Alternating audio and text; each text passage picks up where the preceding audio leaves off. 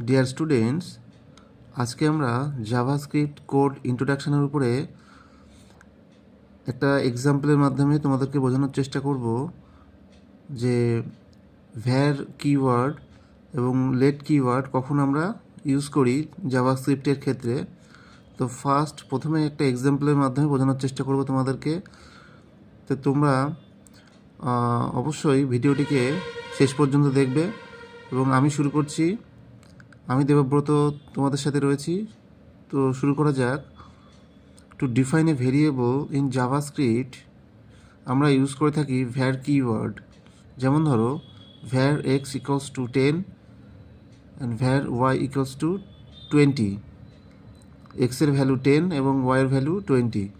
তো ইসিএমএ স্ক্রিপ্ট 6 ভার্সানে ওই সময় একটা নতুন ওয়ে চলে আসে যখন আমরা ভেরিয়েবল ডিক্লেয়ার করার ক্ষেত্রে লেট ইউজ করি, লেট কিওয়ার্ড ইউজ করি। যেমন ধরো let x equals to 10 and let y equals to 20।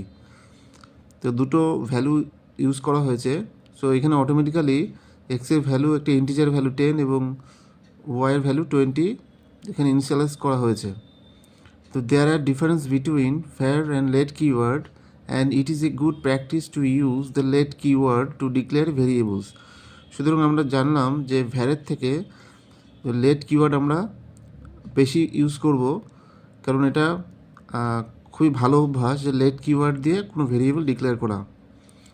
কারণ আগে আমরা ভ্যার ইউজ করতাম, কিন্তু ইসিএমএ স্ক্রিপ্ট 6 ভার্সানের ক্ষেত্রে তারপর থেকে আমরা লেট কিওয়ার্ড ইউজ করি কোনো ভেরিয়েবল ডিক্লেয়ার করার ক্ষেত্রে। তো declare a function you use function keyword.